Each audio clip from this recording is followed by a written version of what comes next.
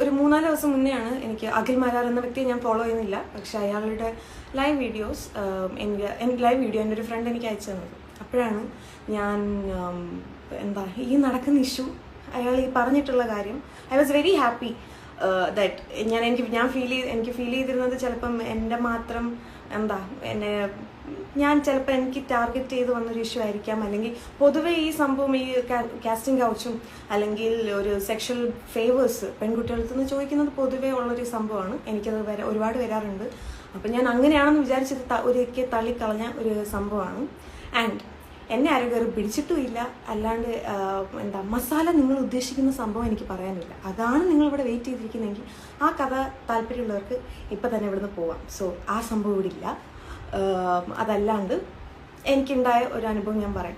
So അയാൾ വന്നിട്ട് അഖിൽ മാരാർ വന്നിട്ട് ഇത്രയും കാര്യമായിട്ട് ഒരു ടോപ്പിക്ക് പറയുമ്പം ഞാൻ ശരിക്കും വിചാരിച്ചു എല്ലാവരും ആ ടോപ്പിക്കിൽ കോൺസെൻട്രേറ്റ് ചെയ്യുമെന്ന്. അതിന് പകരം അയാൾ ലൈം ലൈറ്റിൽ വരാനായിട്ട് നോക്കുകയാണ്. അല്ലെങ്കിൽ അയാൾ പെട്ടെന്ന് അയാൾക്ക് കണ്ടന്റ് നോക്കുകയാണ്. എന്തൊക്കെയാണ് പറയുന്നത്? ഈ അയാളൊരു മെയിൽ ഷോവിനിസ്റ്റ് എന്നൊരു കിരീടം അയാൾക്കുണ്ട്. അപ്പം ആദ്യം തൊട്ടേ ഉണ്ടായിരുന്നു. അത് ഞാനും ഈ 10 സെക്കൻഡ് 20 സെക്കൻഡ് റീല് കണ്ട് മാത്രമാണ് ഞാനും അയാളെക്കുറിച്ച് എന്താണ് എൻ്റെ ഒപ്പീനിയൻ എഴുതിയിട്ടുണ്ട് അയാൾക്കെതിരെയായിട്ടുള്ള കാര്യം. പക്ഷെ ഈ ഒരു സമയത്ത് അയാൾ പറയുന്നത് ഉള്ള കാര്യമാണ്. അപ്പോൾ അതിനെ ആ രീതിയിൽ എടുക്കാതെ ഇപ്പോഴും അയാളുടെ ടാഗിനെ വലിച്ച് കയറി അയാൾക്കുള്ള ഈ മെയിൽ ഷോവിനിസം എന്ന ടോപ്പിക്കിനെ വലിച്ച് നീട്ടിക്കൊണ്ടുപോയി മെയിൻ ടോപ്പിക്കിൽ നിന്ന് എല്ലാവരും പോവുകയാണ്. So okay, let it be. എൻ്റെ കാര്യം ഞാൻ പറയാം. 3 വർഷം മുന്നെയാണ് എനിക്ക് ആദ്യമായിട്ടുള്ള എൻ്റെ ബിഗ് ബോസ് ഓഡീഷനിന് വേണ്ടി എൻ്റെ ഒരു കോൾ വരുന്നത്. ഞാൻ ഈ ഷോ ഒരിക്കലും കണ്ടിട്ടില്ലാത്ത ഒരാളാണ്. അതുകൊണ്ട് ഞാൻ താല്പര്യമില്ല എന്ന് പറഞ്ഞു ഞാൻ ഈ ഷോ വിട്ടതാണ്. അത് കഴിഞ്ഞിട്ട് കഴിഞ്ഞ 2 വർഷത്തിൽ എന്നെ പൊതുവെ ഫോളോ ചെയ്യുന്നവർക്കറിയാം എനിക്ക് എന്താണ് ഒരു ഇഷ്യൂ എൻ്റെ ലൈഫിൽ നടക്കുന്നുണ്ട്. അപ്പം അതുകൊണ്ട് ആ ഇഷ്യൂ പൊതുവെ നടക്കുമ്പോൾ പെൺകുട്ടികളാണെങ്കിലും ആൺകുട്ടികളാണെങ്കിലും പ്രത്യേകിച്ച് പെൺകുട്ടികൾ ഈ ഒരു ഇഷ്യൂവിൽ നിന്നും പെട്ടെന്ന് ഒളിച്ചോടാനും നാട് വിടാനും സോഷ്യൽ മീഡിയയിൽ നിന്ന് മൊത്തത്തിൽ മാറി നിൽക്കാനും നോക്കുന്നവരായിരിക്കും. അപ്പം എനിക്ക് ഈ ഒരു ഇഷ്യൂ വന്നപ്പം ഞാൻ കുറച്ചും കൂടെ മുന്നോട്ട് വരണം എന്നാഗ്രഹിച്ച ഒരാളാണ്. ഇത് എന്നെ ഇഷ്യൂ എന്നാൽ ഞാൻ ഇപ്പോൾ പറയുന്നില്ല, it's very personal, let it be. ഞാനത് ഇതുവരെ പബ്ലിക്കലി വന്ന് അതിനെക്കുറിച്ച് സംസാരിച്ചിട്ടില്ല. സോ അത് അങ്ങനെ വിട്ടേക്കാം. അപ്പം ആ ഒരു സംഭവം കാരണം എനിക്ക് ബിഗ് ബോസിൽ വരണമെന്ന് ആഗ്രഹം ഉണ്ടായിരുന്നു. ഒരു ലാസ്റ്റ് സീസണിൽ വൈൽഡ് കാർഡ് എൻട്രി ആയിട്ട് അങ്ങനെ കയറാനായിട്ട് അപ്പം എന്നോട് ചോദിച്ചു. സോ ഫസ്റ്റ് ഞാൻ ഓക്കെ പറഞ്ഞു. അത് കഴിഞ്ഞ് എന്നോട് കുറച്ച് ഡീറ്റെയിൽസ് ഒക്കെ ചോദിച്ച് അയച്ചു തരാൻ പറഞ്ഞപ്പോഴത്തേക്ക് ഐ സെഡ് വേണ്ട എന്നും പറഞ്ഞ് ഞാൻ അതിന് വേണ്ടെന്നല്ല, ഞാൻ പറഞ്ഞു ഓക്കെ ഞാൻ അയച്ചു തരാമെന്നും പറഞ്ഞ് ഞാൻ അതങ്ങ് വിട്ടു. അപ്പം ഈ ഒരു വ്യക്തി ഞാനിപ്പോൾ ഈ പറയുന്ന വ്യക്തി ഈ ജഡ്ജിങ് പാനലിനകത്തിരിക്കുന്ന ഒരാളാണ്. അയാൾ അത് കഴിഞ്ഞിട്ട് ഈ സീസൺ എത്തിയപ്പോഴത്തേക്ക് എന്നോട് പറഞ്ഞു, ഈ സീസൺ എത്തുന്നതിന് മുന്നേ തന്നെ എന്നോട് പറഞ്ഞു ഓഡിഷൻ വരും, ഞാൻ വിളിക്കാം, അപ്പം താൻ വരണം. ഞാൻ പറഞ്ഞു ശരി ഏട്ടാ ഞാൻ എന്തായാലും വരാം. അങ്ങനെ ഞാൻ പറഞ്ഞു എനിക്ക് ഇപ്പോൾ ഈ ഷോയുടെ ആവശ്യമുണ്ട്, അതുകൊണ്ട് ഞാൻ എന്തായാലും വരും എന്നൊക്കെ പറഞ്ഞു. അത് കഴിഞ്ഞിട്ട് ഓഡിഷൻ്റെ സമയത്തി first round, second round, third round വരെ ഞാൻ കംപ്ലീറ്റ് ചെയ്തു. ലാസ്റ്റത്തെ സമയമാണ് എന്നെ എടുക്കാതായത്. അപ്പം ഓരോ റൗണ്ട് കഴിയുന്നതിനിടയ്ക്കും ഇയാൾ എനിക്ക് രാത്രി മാത്രമേ മെസ്സേജ് അയക്കാറുള്ളൂ. ഒരു 11-12 മണി 1 മണിക്ക് സമയങ്ങളിലേ എനിക്ക് മെസ്സേജ് അയക്കാറുള്ളൂ. എൻ്റെ ക്ലോസ് ഫ്രണ്ട്സ് ഒരു 3-4 പേരല്ലാതെ വേറെ ആരും എനിക്ക് രാത്രി മെസ്സേജ് അയച്ചാലും ഞാൻ റിപ്ലൈ അയക്കില്ല. ഞാനത് ഡബിൾ ടിക്ക് ആയാൽ പോലും ഞാൻ മൈൻഡ് ചെയ്യത്തില്ല. ഞാൻ രാവിലെ മാത്രമേ അവർക്ക് റെസ്പോൺസ് കൊടുക്കാറുള്ളൂ. ഇയാൾക്കിത് സ്ഥിരമായിരുന്നു. ഈ മെസ്സേജുകൾ ഇപ്പോഴും എൻ്റെ കയ്യിൽ എൻ്റെ കയ്യിൽ ഈ മെസ്സേജസിൻ്റെ സ്ക്രീൻഷോട്ട്സ് എനിക്ക് ഇപ്പോഴും ഉണ്ട്. സോ ഈ സംഭവങ്ങൾ ഇയാൾ അപ്പോൾ എനിക്കിങ്ങനെ മെസ്സേജ് ഇങ്ങനെ അയച്ചുകൊണ്ടിരിക്കും. അത് കഴിഞ്ഞിട്ട് ആ മെസ്സേജൊക്കെ എൻ്റെ ബോയ് ഫ്രണ്ട് കണ്ടിട്ട് ചോദിച്ചിട്ടുണ്ട്, ഇയാൾക്ക് അയക്കുന്ന അയാൾക്കൊരു ഇച്ചിരി ഉളുപ്പ് വേണ്ടേ? ഓപ്പോസിറ്റ് നിന്ന് എൻ്റെ സൈഡിൽ നിന്ന് അങ്ങനെ അത് അയാളുടെ എനർജി റെസിപ്രോക്കേറ്റ് ചെയ്തിട്ട് ഒരു റെസ്പോൺസും പോകാറില്ല. അപ്പോൾ പിന്നെ അയാൾ നിർത്തണമായിരുന്നു. അയാൾ കുഴഞ്ഞ് കുറേ ഇമോജീസ് ഒക്കെ ഇട്ട് കുറച്ചിങ്ങനെ ലവ് ചിഹ്നമൊക്കെ ഇട്ടിട്ടാണ് മെസ്സേജ് അയക്കുന്നത്. അപ്പോൾ ഞാനത് മാക്സിമം ഞാൻ റിപ്ലൈ കൊടുക്കാറില്ല. അല്ലെങ്കിൽ എന്തെങ്കിലും കാര്യമായിട്ടുണ്ടോ എന്ന് ചോദിച്ചിട്ട് അതിന് ഞാൻ റിപ്ലൈ എടുക്കാറുണ്ട്. അതല്ലാണ്ട് എന്നോട് വന്നിട്ട് ട്രിവാൻഡ്രത്ത് വരാറുണ്ടോ എങ്കിൽ കാണണം, ബാംഗ്ലൂരിൽ ഞാൻ വരുമ്പോൾ പറയാം, ഇതാണ്. അത് കഴിഞ്ഞിട്ട് ലാസ്റ്റ് സീസൺ ബിഗ് ബോസിൻ്റെ ഫിനാലെ നടക്കുന്ന സമയത്ത് എൻ്റെ അടുത്ത് പറഞ്ഞു മുംബൈയിലാണ് ഷോ കാണാം. എന്നിട്ട് അയാൾ എന്നെ വിളിച്ചു.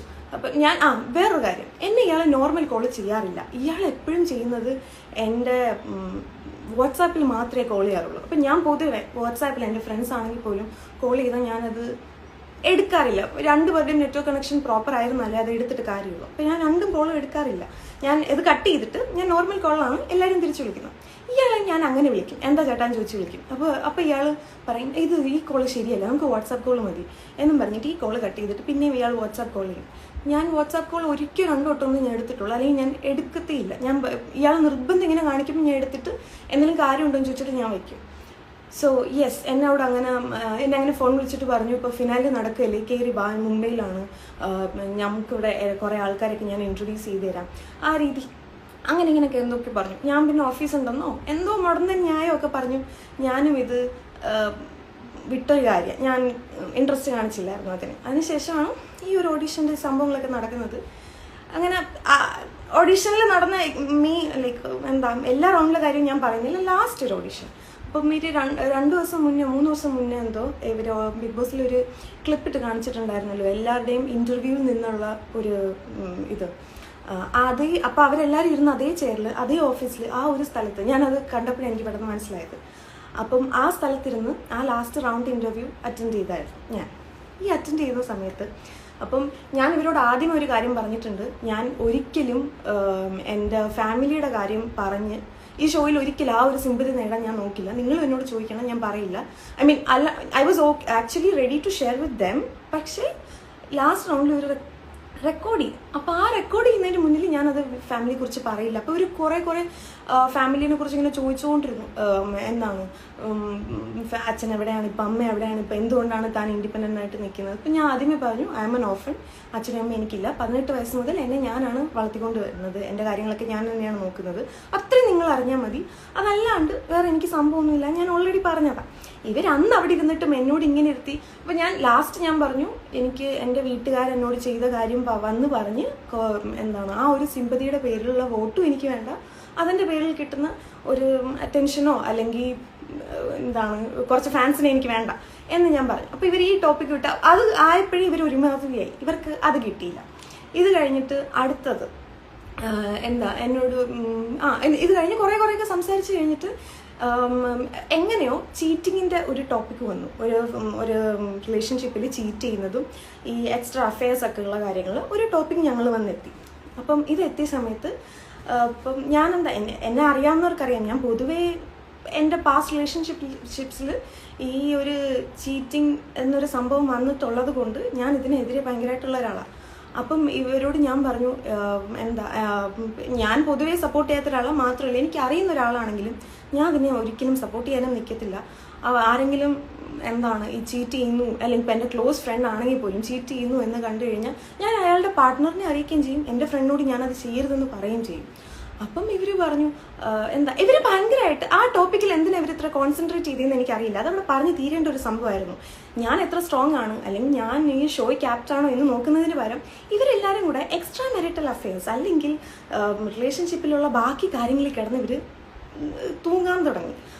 സോ എന്നിട്ട് ഞാൻ അവരോട് പറഞ്ഞു, ഒരു ഇൻസിഡൻറ്റും കൂടെ ഉണ്ടായി. ആ ഒരു ഇൻ്റർവ്യൂ നടക്കുന്നതിന് 1 വീക്ക് അഗോ എൻ്റെ ഒരു ഫ്രണ്ട്, വളരെ ക്ലോസ് ഫ്രണ്ട് ആയിട്ടുള്ളൊരു ചെറുക്കൻ, ട്രിവാൻഡ്രത്തുള്ളതാണ്, ഒരു മൊബൈലിൻ്റെ സ്റ്റോറൊക്കെ ഉള്ള ഒരാളാണ്. അപ്പം അയാൾ ബാംഗ്ലൂർ വന്നു. ഞാൻ അവിടെ ഉണ്ടായിരുന്നു. അവൻ കൂടെ വരുമ്പം ബാംഗ്ലൂർ ഞാനുണ്ടെങ്കിൽ വല്ലപ്പോഴൊക്കെ കാണാവുന്നതാണ്. അപ്പം വന്ന സമയത്ത് ഇവനാണെങ്കിൽ കുറേ ഡേറ്റിംഗ് ആപ്പൊക്കെ ഡൗൺലോഡ് ചെയ്തിട്ട് he was planning to hook up with someone. അപ്പം ഞാൻ പറഞ്ഞു, അവൾക്കിത് അറിയുമെന്ന് ചോദിച്ചു. അവൻ പറഞ്ഞ്, അവളോട് ഞാൻ പറഞ്ഞിട്ടുണ്ട്, ഇതാണ്.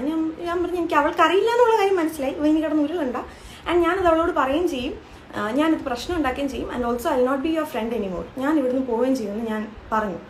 അപ്പം അവനാണെങ്കിൽ അത് ആദ്യം മൈൻഡ് ചെയ്തില്ല. കുറച്ച് കഴിഞ്ഞിട്ട് ഞങ്ങൾ നിൽക്കുന്ന സ്ഥലത്തേക്ക് വേറെ ഒരു പെൺകുട്ടി വന്നു. അങ്ങനെ കുറേ പ്രശ്നങ്ങളൊക്കെ ഉണ്ടായി. അപ്പം ഞാൻ ഇവരോട് പറഞ്ഞു, ഇങ്ങനൊരു സംഭവമായിരുന്നു, എന്നിട്ടും അയാൾ ചീറ്റ് ചെയ്യുന്നു എന്നെനിക്ക് തോന്നിയ സമയത്ത് ഞാൻ അയാളുടെ വൈഫിനെ വിളിച്ച് പറഞ്ഞ്, ഇത് തന്നെയാണ് എൻ്റെ ക്യാരക്ടർ, ഞാൻ ഇങ്ങനെ ചെയ്യുകയും ചെയ്യും, അതാരാണെങ്കിലും കുഴപ്പമില്ല എന്നും. ഇവർക്കെല്ലാവർക്കും അവിടെ ഒരു 6-7 പേര് ഇരിപ്പുണ്ടായിരുന്നു. എല്ലാവരുടെയും മുഖം ഒരുമാതിരിയായി. അപ്പം അതൊരു ടോപ്പിക്, ഇവരെ ബോധർ ചെയ്യേണ്ട ഒരു ടോപ്പിക്കല്ല. പക്ഷെ എന്തിനാണ് ഇവരെല്ലാവരും ഇത്രയും ബോധർഡായെന്ന് അന്ന് എനിക്ക് മനസ്സിലായില്ല, ആ ദിവസം, ആ ഒരു സമയത്ത്. എന്നിട്ട് അപ്പോൾ ഇവരെല്ലാവരും എൻ്റെ നേരെ തിരിഞ്ഞു. അതിൽ മെയിനായിട്ട് 4 പേരാണ്. ഇവർ തിരിഞ്ഞിട്ട് ഒരു സ്ത്രീ അവിടെ ഉണ്ടായിരുന്നു. ഇതുപോലൊരു വാഴ സ്ത്രീയെ ഞാൻ കണ്ടിട്ടില്ല. അവരവിടെ എന്തിനായിരിക്കുന്നതെന്ന് അവർക്ക് പോലും വലിയ പിടിയൊന്നും ഇല്ല. അവർ ഈ ഒരു ടോപ്പിക്ക് ഇങ്ങനെ ഇവരെല്ലാവരും എന്നെ അറ്റാക്ക് ചെയ്യാൻ തുടങ്ങിയ സമയത്ത് ഈ സ്ത്രീ ഒരു ഫോൺ എടുത്തിട്ട് ഇങ്ങനെ മൈൻഡ് ചെയ്യാതെ ഇങ്ങനെ ഇരിക്കുമായിരുന്നു അവിടെ. സോ ഇവൻ എന്നോട് പറഞ്ഞത്, തനിക്ക് ഇങ്ങനെ എക്സ്ട്രാ മാരിറ്റൽ അഫെയർസിനോട് തനിക്ക് താല്പര്യമില്ലെങ്കിൽ തന്നെ ആരെങ്കിലും അപ്രോച്ച് ചെയ്യുമ്പോൾ തനിക്ക് നോ പറഞ്ഞാൽ പോലെ താൻ എന്തിനാണ് ഇത്ര പ്രശ്നം ഉണ്ടാക്കുന്നത് എന്ന് ചോദിച്ചു. അപ്പം ഞാൻ പറഞ്ഞു, ഞാൻ പ്രശ്നം ഉണ്ടാക്കുന്നില്ല, എൻ്റെ കൺമുമ്പിൽ നടക്കുന്ന ഒരു സംഭവമാണെങ്കിൽ ഞാൻ അതിനെ എതിർക്കും എന്ന് പറഞ്ഞു. അല്ല, അത് തനിക്കറിയാൻ പറ്റത്തില്ല, ഒരാൾ ഒരു മാരേജിൽ ചീറ്റ് ചെയ്യുന്നതിന് അവർക്ക് അതിൻ്റേതായിട്ടുള്ള റീസൺസ് കാണും. അല്ലെങ്കിൽ ചിലപ്പം രണ്ട് ഭർത്താവും ഭാര്യയും ഒരുമിച്ചായിരിക്കും മറ്റുള്ളവരുടെ കൂടെ കിടക്കുന്നത്. അപ്പം തനിക്ക് കിടക്കണ്ടെങ്കിൽ താൻ കിടക്കാതിരുന്നാൽ പോരെ, എന്തൊക്കെയോ കാര്യം കിടന്ന് പറഞ്ഞുകൊണ്ടിരുന്നു.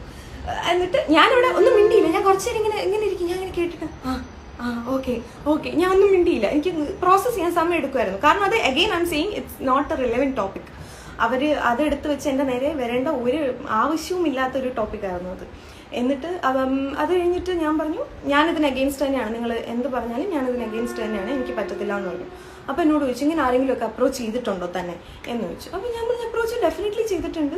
ഞാൻ അതിനനുസരിച്ചുള്ള റെസ്പോൺസ് അവർക്ക് കൊടുത്തിട്ടുണ്ട്. മാത്രമല്ല, എൻ്റെ ഒരു കാര്യം വരുമ്പം ഞാൻ അറിയിക്കേണ്ടവരെല്ലാം അറിയിക്കും. ഇങ്ങനെ എന്തെങ്കിലും നടന്നു കഴിഞ്ഞാൽ അറിയിക്കേണ്ടവരെയൊക്കെ അറിയിക്കുന്ന ഒരു നേച്ചറും കൂടെ എനിക്കുണ്ട് എന്ന് പറഞ്ഞു. അപ്പം എന്നോട് പറയാം, താൻ ഭയങ്കര ബിറ്റർ ആയിട്ടുള്ള ഒരാളാണ്. സോ അതെനിക്ക് കുറച്ച് വിഷമമായി. കാരണം എന്നെ പൊതുവെ എല്ലാവരും അഹങ്കാരി അല്ലെങ്കിൽ ഒരു I have a resting bitch face. അപ്പം ഇത് വെച്ച് തന്നെ എല്ലാവരും ജഡ്ജ് ചെയ്യാറുണ്ട്. പക്ഷെ എന്നോട് ഒരു 5-10 മിനിറ്റോ സംസാരിച്ച് കഴിഞ്ഞ് എന്നോട് എല്ലാവരും പറഞ്ഞിട്ടുള്ളത്, തന്നോട് സംസാരിച്ച് കഴിയുമ്പോൾ തനിക്ക് അങ്ങനെ കുറച്ച് ഫ്രണ്ട്ലി ആയിട്ടുള്ള ഒരാളാണ്, അത്രയും ജാടയൊന്നും ഇല്ലല്ലോ എന്ന രീതിയിൽ പറഞ്ഞിട്ടുണ്ട്. ഇവരെന്നോട് 3/4 മണിക്കൂർ സംസാരിച്ച് കഴിഞ്ഞിട്ട് ഇവർക്ക് എന്നോട് പറയാനുള്ളത്, താൻ ഭയങ്കര ബിറ്റർ ആയിട്ടുള്ള ഒരാളാണ്, ഭയങ്കര വെറുപ്പോ അറപ്പോ അങ്ങനെയൊക്കെ കുറേ പറഞ്ഞു.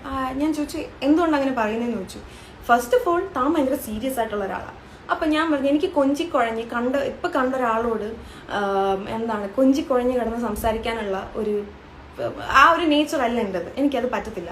അപ്പോൾ ഇവർ പറഞ്ഞു, അങ്ങനെ ആവണം പെൺകുട്ടികൾ. ഞാൻ പറഞ്ഞു, പെൺകുട്ടികൾ കുറച്ച് ക്യൂട്ട്നെസ് വാരി എറിഞ്ഞാലേ നിങ്ങൾക്ക് അത് അക്സെപ്റ്റ് ചെയ്യാൻ പറ്റുമെങ്കിൽ I can be that person, I am not that person.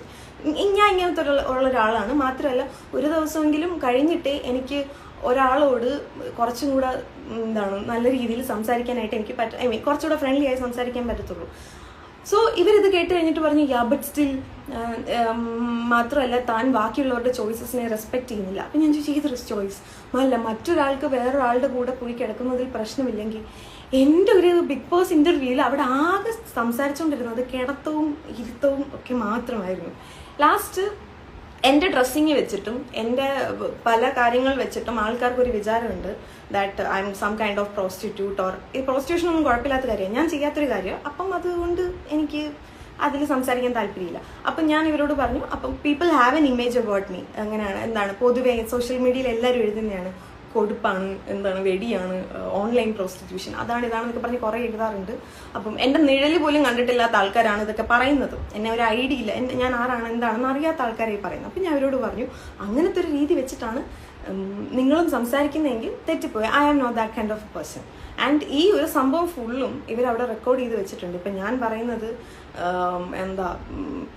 തെറ്റായി, ഞാനിപ്പോൾ ഈ പറയുന്ന കാര്യം പ്രൂഫ് എന്ന് എൻ്റെ കൈ കാണിക്കുകയല്ല, പക്ഷേ ഇത് ആ ഓഫീസിലുള്ള അവർ എല്ലാ ഇൻ്റർവ്യൂവും റെക്കോർഡ് ചെയ്യുന്നതിൻ്റെ കൂട്ടത്തിൽ ഈ സാധനം റെക്കോർഡ് ചെയ്തിട്ടുണ്ട്. സോ ഈ ഒരു സംഭവം ഇത് കഴിഞ്ഞതിന് ശേഷം ഞാൻ ആകെ ഭയങ്കര ബ്ലാങ്ക് ഔട്ട് ആയിപ്പോയി. അപ്പം എൻ്റെ ഇൻ്റർവ്യൂവിന് മുന്നേ ഒരു 2 മണിക്കൂർ മുന്നേ മറ്റൊരു കുട്ടിയുടെ ഇൻ്റർവ്യൂ ഉണ്ടായിരുന്നു. ആ കുട്ടി ഇതിനൊക്കെ ഓക്കെ ആയിരുന്നോ അല്ലായിരുന്നോ എന്നെനിക്കറിയില്ല. പക്ഷെ ആ കുട്ടി ഇപ്പോൾ ഈ ഷോയിനകത്തുണ്ട്, ക്യൂട്ട്നെസ് വാരി എറിഞ്ഞിട്ട് ഷോയ്ക്കകത്തുണ്ട്. സോ എന്ത് റീസണോ ആയിക്കോട്ടെ, ഞാൻ ഒരിക്കലും ഒരുപാട് പേരുണ്ട് പല രീതിയിലുള്ള അഡ്ജസ്റ്റ്മെൻറ്റിനും പല കാര്യങ്ങൾക്കും ഓക്കെ, എന്നെക്കാട്ടിലും പ്രായം കുറഞ്ഞവരാണെങ്കിലും പെട്ടെന്ന് ഇങ്ങനെ പൊട്ടിമുളയ്ക്കുന്ന ആൾക്കാരാണെങ്കിലും ഒരുപാട് അവർ മുന്നേറുന്നുണ്ട്. അങ്ങനെ മുന്നേറുന്നവർ മുന്നേറിക്കോട്ടെ. ഞാൻ അതിന് ഓക്കെ ആയിരുന്നെങ്കിൽ പണ്ടേ ഞാൻ എവിടെയെങ്കിലും ഒക്കെ എത്തിയേനെ. I am not okay with that. So ആ പേര് ഞാൻ ഇവിടെ പറയുന്നില്ല. ആ കുട്ടി ആരാണെന്ന് മേ ബി അങ്ങനെ അല്ലായിരിക്കും ആ കുട്ടിക്ക് കിട്ടിയത്. കുറച്ച് ക്യൂട്ട്നെസ് കൂടുതലായതുകൊണ്ടായിരിക്കാം, അല്ലെങ്കിൽ കുറച്ച് ചിരിച്ചും കളിച്ചുമൊക്കെ സംസാരിക്കുന്നതുകൊണ്ടായിരിക്കാം അയാൾക്കത് കിട്ടിയത്. ഞാൻ അങ്ങനത്തെ ഒരാളല്ല. So let it be. ഈ ഒരു ഇത് കഴിഞ്ഞിട്ട് ഞാനപ്പോൾ അവരോട് പറഞ്ഞു, എനിവേ എസ് ആണെങ്കിലും നോ ആണെങ്കിലും എനിക്ക് നേരത്തെ അറിയണം, ബിക്കോസ് എനിക്ക് വേറൊരു ഓഫർ വന്ന് ഇരിപ്പുണ്ട്, എനിക്ക് അതിൻ്റെ കാര്യത്തിൽ ഒരു ഡിസിഷൻ എടുക്കണം. പക്ഷെ ബിഗ് ബോസിനാണ് എൻ്റെ താല്പര്യം, ബിഗ് ബോസിൽ പോകാനായിരുന്നു. അപ്പോൾ ഞാൻ സോ നേരത്തെ പറയാം, ഞങ്ങൾ പറയാമെന്ന് പറഞ്ഞു. അപ്പോൾ 1 വീക്ക് കഴിഞ്ഞിട്ട് ഞാൻ അയാൾക്ക് മെസ്സേജ് അയച്ചിട്ട് ഞാൻ ചോദിച്ചു, even if it's yes or no, ചേട്ടാ എന്നോട് നേരത്തെ പറയണേ എന്ന് പറഞ്ഞു. അപ്പം നോ റെസ്പോൺസ്. അതിനുശേഷം ഇന്നേ വരെ ഒരു റെസ്പോൺസും. എനിക്ക് തുരുതുരാന്ന് മെസ്സേജ് അയച്ചുകൊണ്ടിരുന്ന ആൾക്കാരാണ്. വെറുതെ കിടന്ന് രാത്രി പാതിരാത്രിയും ഇല്ലാതെ കിടന്ന് മെസ്സേജ് അയച്ചുകൊണ്ടിരുന്ന ആൾക്കാരാണ്. എനിക്ക് തിരിഞ്ഞ് പിന്നെ അതുവഴി നോക്കിയിട്ടേ ഇല്ല. ഇവർക്കിത് ആദ്യമേ ചെയ്യായിരുന്നു. ആദ്യമേ ഞാൻ അവരെ മെസ്സേജ് ഇഗ്നോർ ചെയ്ത സമയത്ത് ഇവർക്ക് ഈ ഒരു ഇൻറ്റൻഷനാണ് എൻ്റെ അടുത്ത് ഉണ്ടായിരുന്നെങ്കിൽ അവർക്ക് അന്ന് ഇഗ്നോർ ചെയ്യായിരുന്നു. അതല്ലാതെ so I did not get selected there. ഇതാണ് കഥ. അതിനുശേഷം ഞാൻ ഇത് വന്ന ദിവസം എൻ്റെ ബോയ് ഫ്രണ്ട് ഈ ഷോ കാണുന്ന ഒരാളാണ്, ഞാൻ കാണത്തില്ല. അപ്പോൾ വന്നൊരു ദിവസം ഇവൻ കണ്ടസ്റ്റൻസിനൊക്കെ കണ്ടിട്ട് എൻ്റെ അടുത്ത് പറഞ്ഞു, നിന്നെ റിജക്റ്റ് എടുത്തില്ല ഇവരെയൊക്കെയാണോ? അപ്പോഴാണ് ഞാൻ വിചാരിച്ചു, ഓക്കെ ഞാൻ ജസ്റ്റ് നോക്കാം. അപ്പം ഞാൻ അന്ന് ജസ്റ്റ് ഒന്ന് ഓടിച്ച് ഷോ കണ്ടപ്പം, അന്ന് മാത്രമല്ല എൻ്റെ അല്ലാണ്ട് എൻ്റെ ഇൻസ്റ്റഗ്രാം റീല് സജഷൻസിലൊക്കെ വരുന്നുണ്ട് ഈ സംഭവം. കുറച്ചെങ്കിലും ക്വാളിറ്റിയുള്ള ആൾക്കാരെ, അല്ലെങ്കിൽ കുറച്ചെങ്കിലും ഇവർക്ക് എപ്പോഴും ഇവരെ ടൈം ചെയ്യാൻ പറ്റുന്ന ഒരാളെയാണെന്ന് തോന്നുന്നു ഇവരെടുക്കുന്നത്. ഇവരുടെ താളത്തിനൊത്ത് തുള്ളാൻ പറ്റുന്നവരെയും, അല്ലെങ്കിൽ ആ രീതിയിലേക്ക്. അല്ലെങ്കിൽ അഖിൽമാരാർ പറഞ്ഞതുപോലെ ഇയാളെ എടുക്കണം എന്ന് മറ്റുള്ളവർ പ്രഷർ കൊടുത്തിരുന്നല്ലോ. അങ്ങനെ പ്രഷർ കൊടുക്കാൻ വേണ്ടി എനിക്ക് അവിടെ ആരെ അറിയത്തില്ല, അങ്ങനത്തെ ഒരു കോൺടാക്ട്സും എനിക്കില്ലാതാണ്. അതുകൊണ്ടായിരിക്കാം. അതല്ലെങ്കിൽ ഇവർക്ക് ടൈം ചെയ്യാൻ പറ്റുന്നവർ, ഇവർ പറയുന്നതിന് ഒപ്പം നിൽക്കുന്നവർ. പിന്നെ എന്നോട് ഇവർ ചോദിച്ചിരുന്നു, എന്നോട് ഇങ്ങോട്ട് മറ്റൊരു കാര്യം, അഗെയിൻ ഇറെലവൻ്റ് ആയിട്ടുള്ള ഒരു ക്വസ്റ്റ്യൻ എന്നോട് ചോദിച്ചു, ലൈഫിൽ ആരെങ്കിലും ത്രെട്ട് ചെയ്തിട്ടുണ്ടോ, ഭീഷണിപ്പെടുത്തിയിട്ടുണ്ടോ എന്ന് ചോദിച്ചു. ഞാൻ പറഞ്ഞു, ഞാൻ ഒറ്റയ്ക്ക് താമസിക്കുന്ന ഒരു സ്ത്രീയാണ്, ഞാൻ വളരെ റെബല്യസ് ആയിട്ടുള്ള ഒരാളാണ്. സോ ഡെഫിനറ്റ്ലി എനിക്ക് ത്രെട്ടുകൾ വരാറുണ്ട്. പലരും എന്നെ പല രീതിയിലും ഇങ്ങനെ ഈ രീതിയിൽ, അതായത് അത് ചെയ്യരുത് ഇത് ചെയ്യരുത്, ഞാൻ അങ്ങനെ ആരെക്കുറിച്ച് കോൾ ഔട്ട് ചെയ്യാൻ പാടില്ല എന്നെക്കുറിച്ച് എന്നോട് സംസാരിക്കാറുണ്ടെന്ന് ഞാൻ ഇവരോട് പറഞ്ഞു. അപ്പം അങ്ങനെ ഉണ്ട്, അങ്ങനെയുള്ള അപ്പം എന്നോട് ചോദിച്ചു അതെങ്ങനെ ഫേസ് ചെയ്യാറുണ്ടെന്ന് ചോദിച്ചു. ഞാൻ ഒരിക്കലും മിണ്ടാതിരിക്കുന്ന ഒരാളല്ല. എൻ്റെ വായിക്കകത്ത് കൈയിട്ട് കഴിഞ്ഞ് കടി എല്ലാവരും വാങ്ങിച്ചിട്ട് പോകുന്നതാണ്. അല്ലെങ്കിൽ ഞാൻ അങ്ങോട്ട് ആരെയും പോയി ചൊറിയാറില്ല. ഇങ്ങോട്ട് വന്നു കഴിഞ്ഞാൽ ഞാൻ അത് വലിയ പ്രശ്നമാക്കി തന്നെ ഞാൻ റിയാക്ട് ചെയ്യുകയും ചെയ്യും. അപ്പം ഇവർക്കത് പിന്നെ അത് കേട്ടപ്പോൾ അത്ര തൃപ്തികരമായില്ല. എന്ന രീതിയിലായി. സോ അപ്പം അവരുദ്ദേശിക്കുന്ന ഒരു തക്കുടുകളെയാണ് അവരുദ്ദേശിക്കുന്നത്. അതല്ലാത്ത ആൾക്കാരെ അവർക്ക് അങ്ങോട്ട് വേണ്ട. പിന്നെ എന്നോട് ചോദിച്ചത്, ഇത് സ്ക്രിപ്റ്റഡ് ആണെന്ന് തോന്നുന്നുണ്ടോ? അപ്പം ഞാനിപ്പോൾ ഈ പറയുന്ന കാര്യങ്ങൾ അവരുടെ റെസ്പോൺസിൽ നിന്നും എനിക്ക് അണ്ടർസ്റ്റാൻഡ് ചെയ്യാൻ പറ്റിയ കുറച്ച് കാര്യങ്ങളാണ് ഞാൻ ഇവിടെ എടുത്തിടുന്നത്, which proves Akhil Marar is right. So പിന്നെ എന്നോട് ചോദിച്ചത് സ്ക്രിപ്റ്റഡ് ആണെന്ന് തോന്നുന്നുണ്ടോ എന്ന് ചോദിച്ചു. ഞാൻ പറഞ്ഞു, നിങ്ങൾ എഴുതി വെച്ച സ്ക്രിപ്റ്റ് നോക്കി അഭിനയിക്കുന്ന നാടകത്തിലെ ആൾക്കാരല്ല അവർ, പക്ഷെ നിങ്ങൾക്ക് ആഗ്രഹമുള്ള പല കാര്യങ്ങളുമാണ് അകത്ത് നടക്കുന്നതെന്ന് എന്തായാലും മനസ്സിലാവുന്നു. ഇവരെല്ലാവരും കൂടെ ആകെ പിന്നെ ഒരുമാതിരിയായി എന്ന രീതിയിൽ. എന്നിട്ട് എന്നോട് ചോദിച്ചു, തനിക്ക് എന്താണ് അഭിപ്രായം? ഞാൻ പറഞ്ഞു, ഞാൻ അങ്ങനെ നടക്കുമെന്ന് എനിക്ക് തോന്നുന്നില്ല. ഞാൻ എന്താണോ ആ ഒരു ഐഡന്റിറ്റിയിലായിരിക്കും മിക്കവാറും ഞാൻ അവിടെ നിൽക്കുന്നത്. അപ്പം അതല്ലാണ്ട് മറ്റൊരാളുടെ പാവ പോലെ ഞാൻ തുള്ളാൻ എന്തായാലും നിൽക്കത്തില്ല.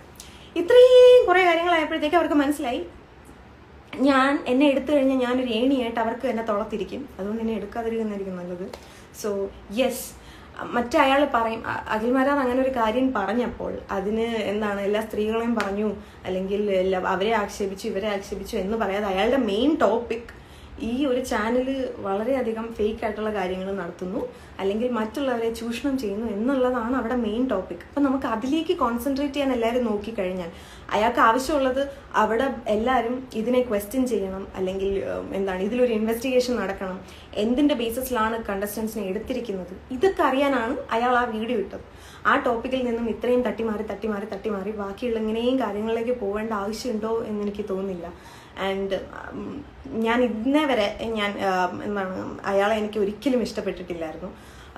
ആൻഡ് ആ ഇഷ്ടപ്പെടാത്ത മറ്റൊരു റീസൺ, അയാൾ ഈ പറഞ്ഞതുപോലെ പുറത്ത് കാണുന്ന ഈ 10 സെക്കൻഡ് റീലേ എന്നെ പോലുള്ള ആൾക്കാർക്ക് അറിയത്തുള്ളൂ. ഷോ കാണുന്നവരല്ല.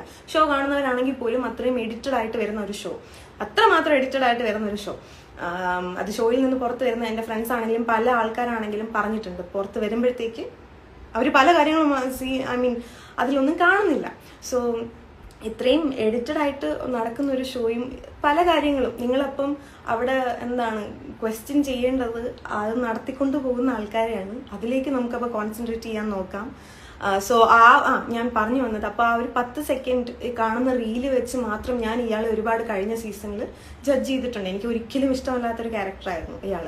അതിനുശേഷം ഞാൻ യൂട്യൂബിൽ വെറുതെ ഇരുന്ന എനിക്ക് വേറെ ഒന്നും കാണാനില്ലാത്തൊരു സമയത്ത് ഇയാളും ഇയാളുടെ ഹസ്ബൻഡും വൈഫും കൂടെയുള്ള ഒരു ഇൻ്റർവ്യൂ ഒരു ഇതിൽ ഞാൻ കാണേണ്ടി വന്നു. അപ്പോഴാണ് എനിക്ക് മനസ്സിലായത് പ്രശ്നം ഇയാളല്ല. പിന്നെ ആരാണെങ്കിലും അവരുടെ ഫാമിലി ഹാപ്പി ആയിട്ട് പോകുന്നുണ്ടെങ്കിൽ ഞാൻ അതിൽ പേട്രിയാർക്കിയോ ഫെമിനിസം ഒന്നും കൊണ്ടുവന്നിട്ട് കാര്യമില്ല. They are happy, let them live like that.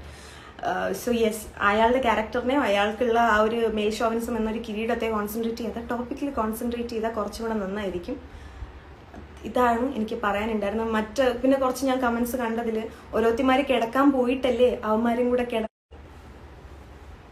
Okay, ഒരുപാട്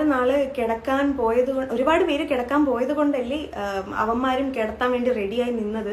അപ്പം സൊസൈറ്റിയിൽ പല കാര്യങ്ങൾക്കും പെൺകുട്ടികളിൽ നിന്നും സെക്ഷൽ ഫേവേഴ്സ് റിസീവ് ചെയ്താലേ അത് നടത്തി കൊടുക്കൂ എന്ന് ആൾക്കാർ വെച്ചിട്ടുണ്ട്. അപ്പോൾ ഈ ഡിമാൻഡ് വെച്ചവരെ ക്വസ്റ്റ്യൻ ചെയ്യുക, അല്ലാണ്ട് ആ ഒരു ഗതികെട്ട അവസ്ഥയിൽ നിൽക്കുന്ന പെൺകുട്ടികളെ കോൺസെൻട്രേറ്റ് ചെയ്യാതിരിക്കുന്നതായിരിക്കും ചിലപ്പോൾ കുറച്ചും കൂടെ നല്ലത്.